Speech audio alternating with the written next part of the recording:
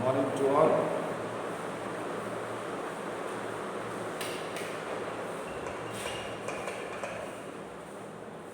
Good morning to all. मैं आज आपको व्याकरण विभाग से पाठ्यक्रम अलंकार के प्रश्नोत्तर के विषय में आपको बता रहा हूँ कि परीक्षा में किस प्रकार के प्रश्न आते हैं, किस प्रकार से उत्तर लिखा जाता है। ये चैप्टर एक बार हम आपको पढ़ा चुके हैं, लेकिन अब रिवीजन के रूप में समझिए या एग्जाम में कैसे एक्सरसाइज आते हैं, किस प्रकार से प्रश्न उत्तर आएंगे, उसका नमूना हम आपको बताने जा रहे हैं। तो आप ध्यानपूर्वक सुनिए हम क्या बता रहे हैं इसमें हैं और किस प्रकार से प्रश्न आते हैं। सबसे पहले हैं परीक्षा में उपयोगी प्रश्न, अलंकार किसे कहते हैं।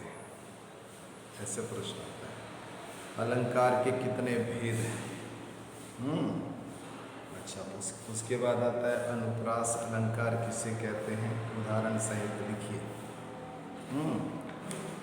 फिर आता है सवाल, यमक अलंकार किसे कहते हैं, उदाहरण सहित लिखिए। फिर है श्लेष अलंकार किसे कहते हैं, उदाहरण सहित लिखिए। अर्थालंकार किसे कहते हैं, शब्दालंकार किसे कहते हैं। ऐसे प्रश्न आते हैं। अच्छा, उसके बाद देखिए उपमा किसे कहते हैं, उपमा अलंकार किसे कहते हैं। मानवीकरण अलंकार किसे कहते हैं, उदाहरण सहित लिखिए। अतिशयोक्ति अलंकार किसे कहते हैं, उदाहरण सहित लिखिए। उत्प्रेक्षा अलंकार किसे कहते हैं, उदाहरण सहित लिखिए। रूपक अलंकार किसे कहते हैं, उदाहरण सहित लिखिए। तो ऐसे सवाल परीक्षा में आते हैं। इसके अलावा देखिए और किस प्रकार से आते हैं सवाल हम आपको बता रहे हैं। उसके अनुसार आपको तैयारियां करनी हैं, समझना है। अभी समझिए कि क्या बताया जा रहा है, कैसे सवाल आते हैं, उसको समझिए। तो उसके बाद आप आराम से उसको बना सकते हैं। इसके अलावा परीक्षा में ऐसा भी सवाल आता है। हम आपको बता रहे हैं, कनक कनकते सौ बनी मादकता अधिका है। इसमें कौन सा अलंकार है ये बताना है। हाय खूब सी कोमल बच्ची मेरी, इसमें कौन सा अलंकार है, मतलब उदाहरण दिया है और आपको क्या बताना है, अलंकार का नाम बताना है। मेघ आए बड़े बंठन के संवर के, इसमें कौन सा अलंकार है। जिस अलंकार का अर्थ क्या है, निम्नलिखित में शब्दालंकार छाटिए। 3 या 4 उत्तर दिए हैं, उसमें से शब्दालंकार कौन सा है वो छाटिए। निम्नलिखित में अर्थालंकार छाटिए, यानी निम्नलिखित 4 दिए हैं, उसमें से अर्थालंकार कौन सा है उसको छाट के जहाँ वर्णों की आवृत्ति होती है वहाँ कौन सा अलंकार होता है, नाम बताइए। ऐसे सवाल। मानो, मानो शब्द किस अलंकार में लगता है। किस अलंकार में जड़ पदार्थ को मानवीय क्रियाकलाप करते हुए दिखाई जाता है। किस अलंकार में एक ही शब्द के एक से अधिक अर्थ होते हैं। ऐसे तो ये है कुछ नमूने प्रश्न जैसे परीक्षा में आते हैं उसके नमूने आपको हमने बताया है। अब हम आपको अलंकार के बारे में फिर से थोड़ा सा जानकारी दे रहे हैं, ध्यान से सुनिए। अलंकार का अर्थ होता है आभूषण। आभूषण जैसे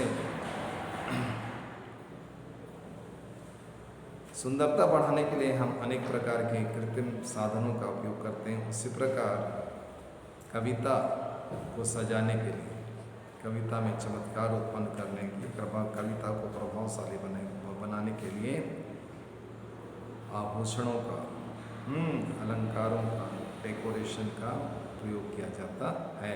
इससे काव्य की सुंदरता बढ़ जाती है, उसका कथन प्रभावशाली बन जाता है, वो उसमें एक चमत्कार उत्पन्न हो जाता है।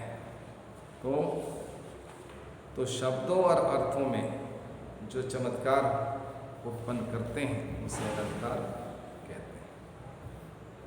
शब्दों अथवा अर्थों में जो चमत्कार उत्पन्न करते हैं उसे अलंकार कहते हैं। अलंकार के दो भेद, शब्द अलंकार और अर्थ अलंकार। जिन अलंकारों में शब्दों के चमत्कार पर बल दिया जाता है, जिन अलंकारों में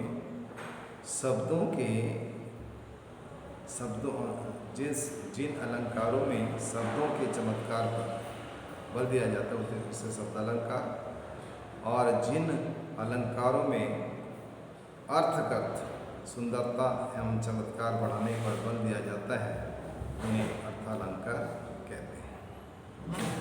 तो सबसे पहले हम आपको बताने जा रहे हैं शब्द अलंकार, और शब्द अलंकार में सबसे पहले है अनुप्रास अलंकार।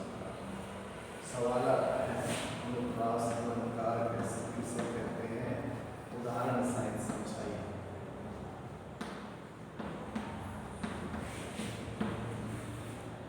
अनुप्रास अलंकार किसे कहते हैं? जहाँ एक वर्ण की आवृत्ति, जहाँ वर्णों की आवृत्ति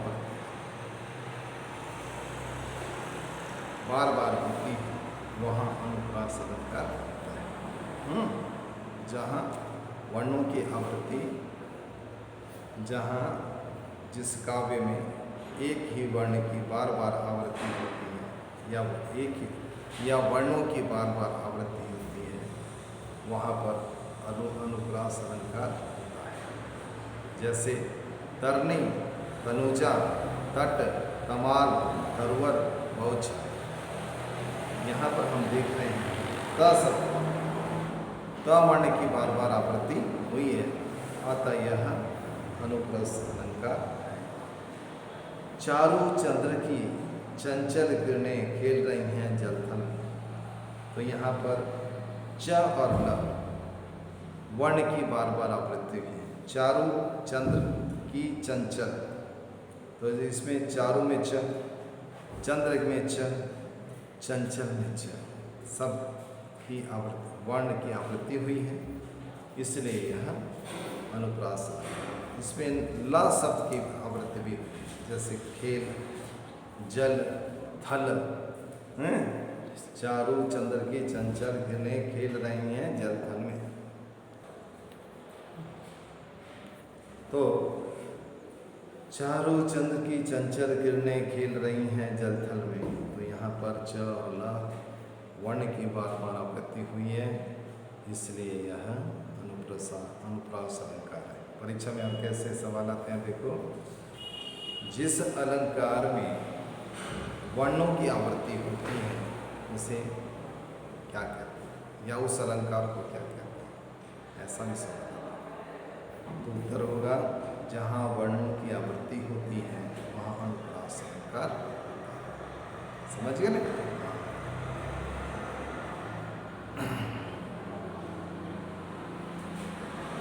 तो अब दूसरा अलंकार हम आपको बता रहे हैं। दूसरा अलंकार बता रहे हैं यमक अलंकार।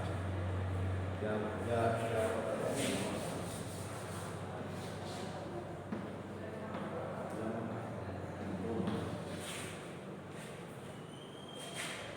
यमक अलंकार, जहाँ एक शब्द बार बार आए, जहाँ एक शब्द बार बार आए किंतु हर बार उसका अर्थ अलग हो।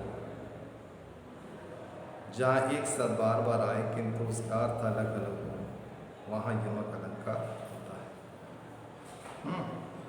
कविता में जिन पंक्तियों में एक शब्द एक से अधिक बार आए परंतु हर बार उसका अर्थ भिन्न भिन्न हो, वहाँ यमक अलंकार होता है। जैसे कनक कनक ते 100 गुनी मादकता दिखाए, कनक कनकते 100 गुनी मादकता अधिकाय। कनक कनक, यहाँ पर बिहारी का दोहा है, बिहारी जी का ये दोहा है। इसमें कनक शब्द 2 बार आया है। पहले कनक शब्द का अर्थ है सोना और दूसरे कनक शब्द का अर्थ है धतूरा। इसका अर्थ है सोने अर्थात धन से, दूसरे का अर्थ धतूरे से। तो यहाँ दूसरा उदाहरण देखिए, काली घटा का घमंड घटा। यहाँ घटा शब्द 2 बार आया। काली घटा का घमंड घटा, यहाँ घटा शब्द 2 बार आया, किंतु दोनों बार घटा शब्द का अर्थ भिन्न भिन्न है। घटा शब्द 2 बार आया और दोनों बार उसका अर्थ अलग अलग है।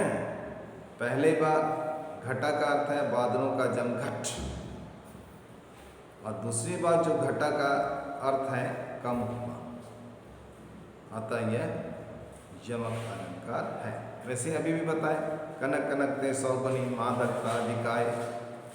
यहाँ पहले कनक का अर्थ सोना है और दूसरे कनक का अर्थ है धतूरा। कनक शब्द की आवर्ती होने के कारण यहाँ यमक अलंकार है। अब हम आपको बता रहे हैं यमक अलंकार के बाद। यमक अलंकार के बारे में हमने आपको बताया, उसको फिर से एक बार ध्यान से सुनिए। यमक अलंकार में एक शब्द 2 बार आता है। यमक अलंकार में एक शब्द 2 बार आता है, किंतु दोनों जगह उसका अर्थ भिन्न भिन्न होता है। इसलिए वह क्या होता है, यमक अलंकार है। जैसे काली घटा का घमंड घटा, यहाँ घटा शब्द 2 बार आया। पहली बार घटा शब्द का अर्थ है बादलों का समूह और दूसरी बार घटा शब्द का अर्थ है कम होना, इसलिए यहाँ यमक अलंकार है। ठीक है। अब इसके बाद बता रहे हैं आपको श्लेष अलंकार। तीसरा है श्लेष अलंकार।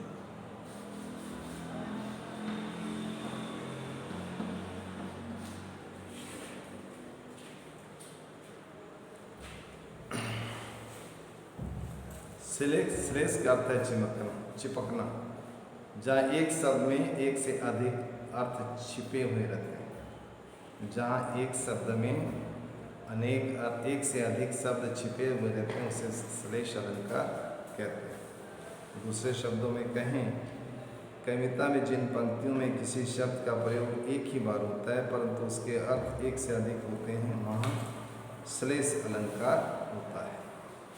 या दूसरे अर्थ में समझिए, श्लेष का अर्थ है चिपका हुआ। काव्य में जहाँ कोई शब्द एक बार प्रयुक्त होता है लेकिन वह एक से अधिक अर्थ दे, वहाँ श्लेष अलंकार होता है। जैसे रहीमन पानी राखिए बिन पानी सब सुन, पानी गए न उभरे मोती मानस चुन। रहीमन पानी राखिए बिन पानी सब सुन, पानी गए न उभरे मोती मानस चुन। उपयुक्त उदाहरण में देखिए, पानी शब्द के 3 अर्थ हैं। मोती के अर्थ में चमक है, मनुष्य के अर्थ में आत्मसम्मान इज्जत है, और चून के अर्थ में है आटा या आटा है। तो इस प्रकार यहाँ पर श्लेष अलंकार है। दूसरा उदाहरण देखिए, जो रहीम गति दीप की कुल कपूत की सोए, बारे उजियारो करे बढ़े अंधेरो हो। यहाँ बारे और बढ़े के 2 अर्थ। बारे मतलब होता है जलना। पहला बारे का अर्थ है जलना यानी दीपक के अर्थ में, और दूसरा बारे का अर्थ बचपन पुत्र के अर्थ में।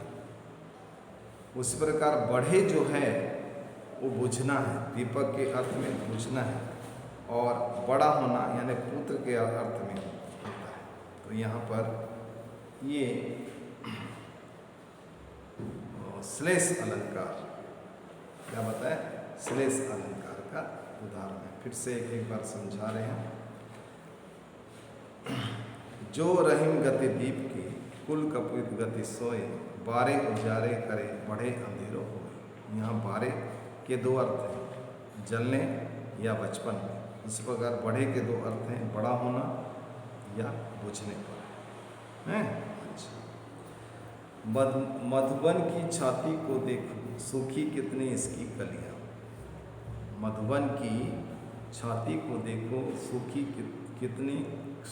कितनी इसकी कलियां। कलियां, यहाँ कलियां फूल का दो अर्थ है।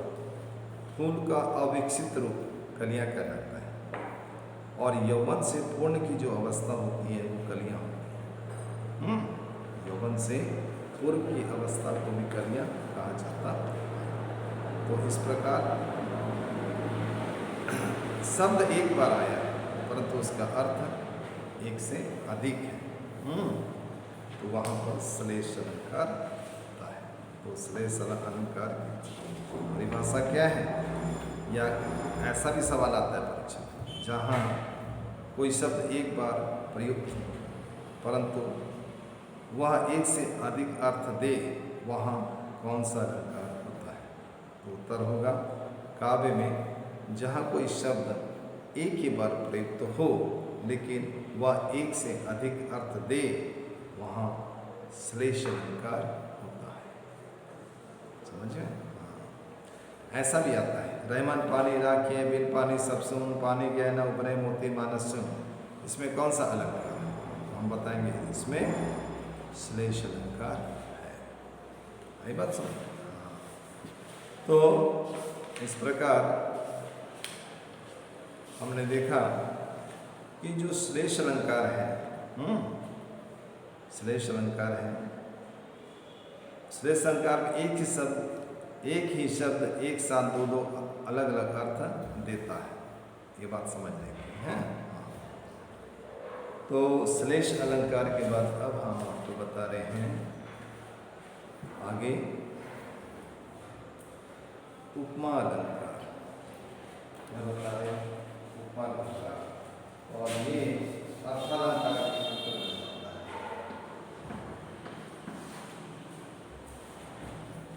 उपमा अलंकार जो है वो अर्थालंकार के अंतर्गत आता है।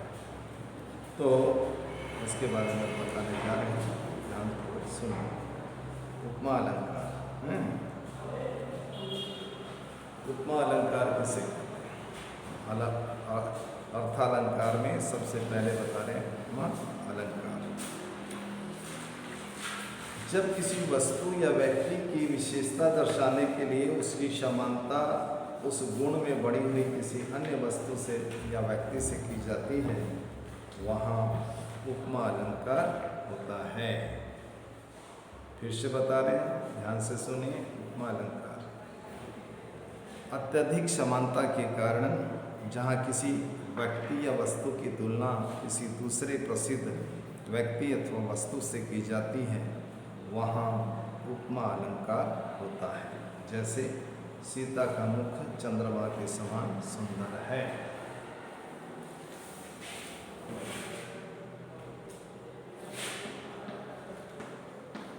सीता का मुख चंद्रमा के समान सुंदर है।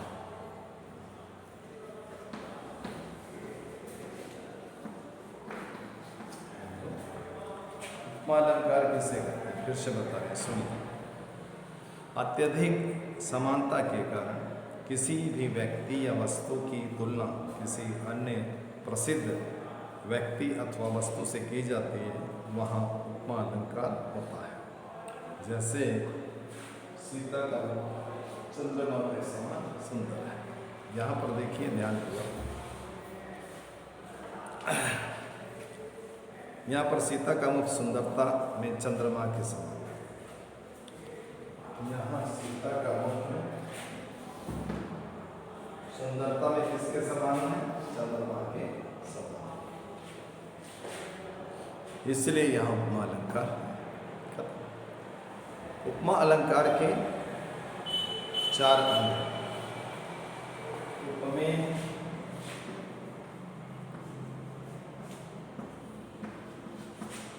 पहला उपमेय, दूसरा उपमान,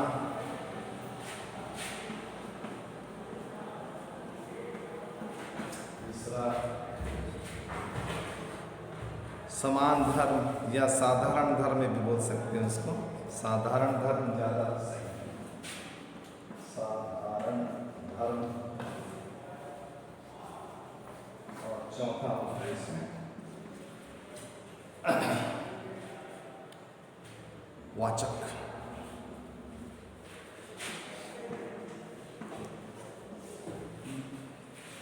उपमा अलंकार के 4 अंग होते हैं। पहला उपमेय, दूसरा उपमान, तीसरा साधारण धर्म और चौथा वाचक। अब आपको हम ये भी बता दें कि उपमेय किसे कहते हैं। उपमेय किसे कहते हैं, सुनिए। उपमेय जिस व्यक्ति या वस्तु की समानता की जाती है उसे उपमेय कहते हैं। जिस वस्तु या व्यक्ति की समानता की जाती है उसे उपमेय कहते हैं। जैसे उपयुक्त उदाहरण में सीता उपमेय। सीता क्योंकि यहाँ क्या किया गया है, यहाँ प्रसिद्ध व्यक्ति सीता की समानता चंद्रमा के समान बताई गई है। इसलिए उपमेय कहते हैं। उपमेय जिस व्यक्ति अथवा वस्तु का वर्णन अर्थात जिस वस्तु की समानता की जाए उसे उपमेय कहते हैं। अब उपमान। उपमान किसे कहते हैं? उदाहरण देखिए, सीता का मुख चंद्रमा के समान सुंदर है। इसमें देखिए, जिस प्रसिद्ध वस्तु या व्यक्ति से उपमेय की समानता की जाती है उसे उपमान कहते हैं। उपयुक्त उदाहरण में किसके समान बताया गया? सीता का मुख चंद्रमा के समान बताया गया। इससे चंद्रमा क्या होगा? चंद्रमा उपमान होगा। तीसरा देखिए, साधारण धर्म। जिस गुण विशेष के कारण तुलना हो उसे साधारण धर्म कहते हैं। जिस गुण विशेष के कारण तुलना हो उसे साधारण धर्म कहते हैं। जैसे सुंदर, यहाँ पर सुंदर शब्द में साधारण अंत में वाचक शब्द। जिस शब्द विशेष से समानता का बोध हो उसे वाचक शब्द कहते हैं। जैसे के समान, यहाँ पर के समान होता है वो वाचक शब्द में। जिस शब्द विशेष से समानता या उपमा का बोध होता है उसे वाचक शब्द कहते हैं। या यूँ कहें, जिस शब्द विशेष से समानता या उपमा का बोध हो उसे वाचक शब्द कहते हैं। यहाँ पर के समान वाचक शब्द है। अब आगे बढ़ते हैं और आगे अब हम आपको बता रहे हैं एक नया अलंकार, इसका नाम है रूपक।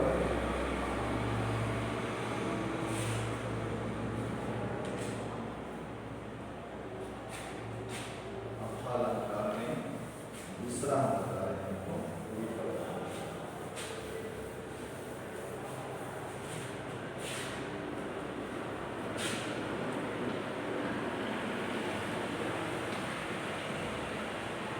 परीक्षा में आता है। रूपक अलंकार किसे कहते हैं, उदाहरण सहित समझाइए। समझ में? तो रूपक का अर्थ है रूप धारण करना। काव्य में जहाँ अत्यधिक समानता के कारण उपमेय में उपमान का आरोप किया जाता है वहाँ रूपक अलंकार होता है। काव्य में जहाँ अत्यधिक समानता के कारण उपमेय में उपमान को आरोपित किया जाता है वहाँ रूपक अलंकार होता है। जैसा मैया मैं तो चंद्र खिलौना ले, मैया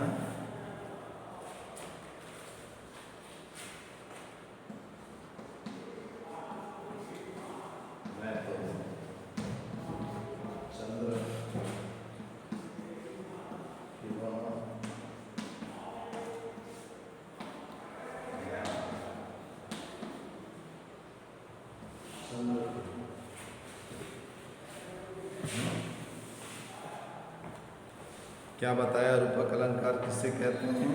हमने बताया जहाँ गुण की अत्यंत समानता दर्शाने के लिए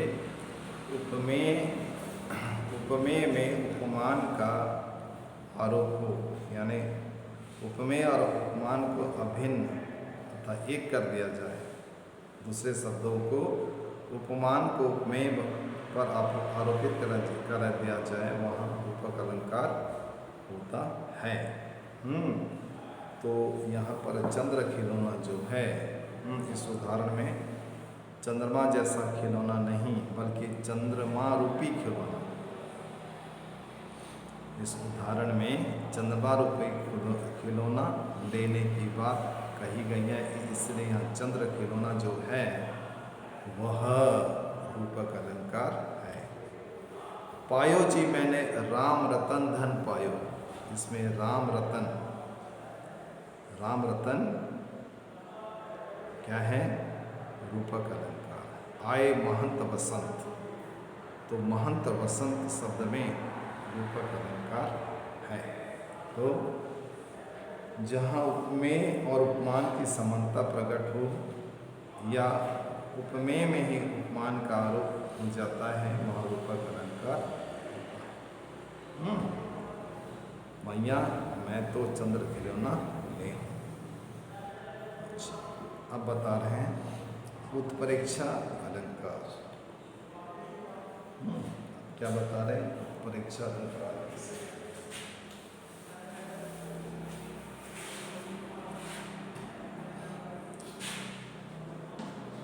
उत्प्रेक्षा अलंकार कैसे कहते हैं? उदाहरण से लिखिए, परीक्षा में आता है ऐसे। जहाँ उपमेय में उपमान की संभावना प्रकट की जाती है, वहाँ उत्प्रेक्षा अलंकार।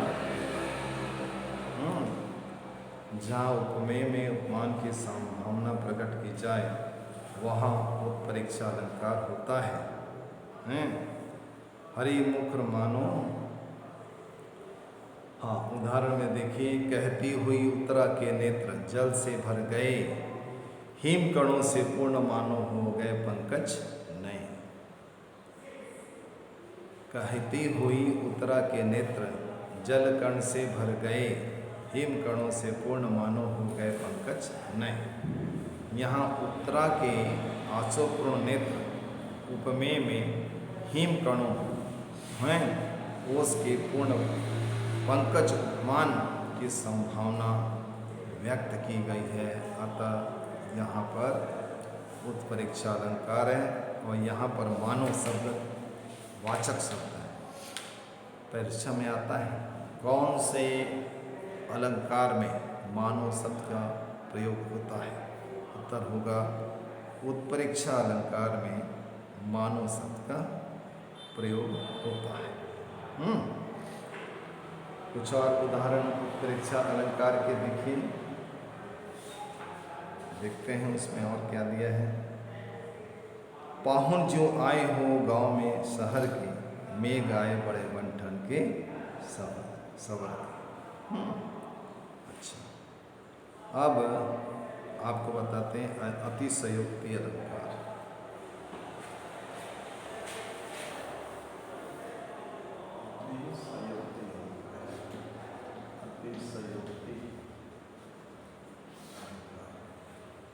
अतिशयोक्ति का मतलब है किसी का बढ़ा चढ़ा के वर्णन करना है, किसी का बढ़ा चढ़ाकर वर्णन करना।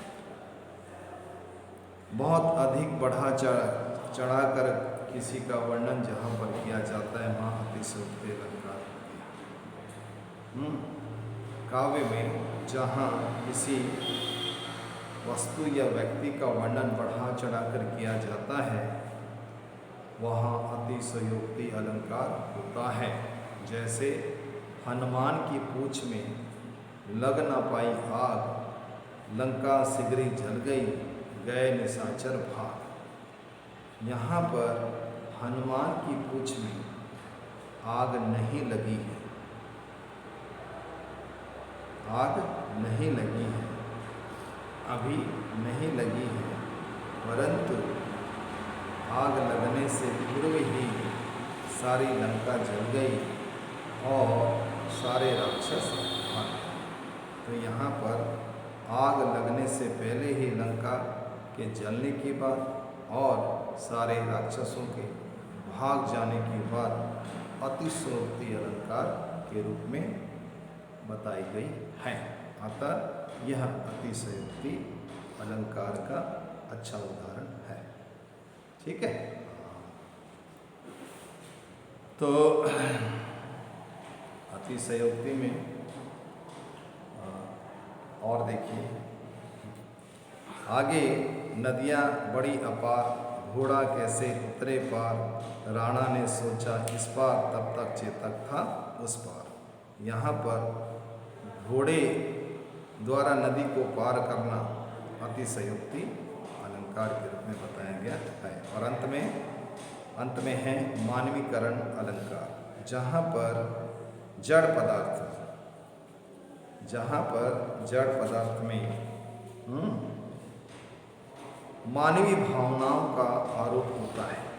जहाँ जड़ पदार्थ में मानवीय भावनाओं का आरोप होता है वहाँ मानवीकरण अलंकार होता है। जैसे विवाह स्वप्न का समय, मेघ में आसमान से उतर रही संध्या सुंदरी परेसी धीरे धीरे। यहाँ पर संध्या के समय को सुंदरी के रूप में, सुंदर नारी के रूप में चित्रित किया गया है, सुंदर रूप दिया गया है, सुंदर नारी का रूप दिया गया है। अतः यहाँ मानवीकरण अलंकार है। मेघ आए बड़े बंठन के सवर के, यहाँ पर मेघों को बंठन, दूल्हे की तरह बंठन कर आने के कारण से मानवीय रूप दिया गया है, इसलिए यहाँ मानवीकरण अलंकार है। तो इस प्रकार आज हमने आपको सभी अलंकारों के बारे में बताया है। तो जो हमने बताया है आपकी ग्रामर किताब में लिखा है, उस ग्रामर किताब को निकालिए और पढ़िए और समझने का प्रयास कीजिए। हमने जो बताया उसको भी समझिए, किताब में जो लिखा है उसको पढ़िए, आपको सब विषय अच्छे समझ आ गए। ठीक है, आज इतना ही। ओके, नमस्कार।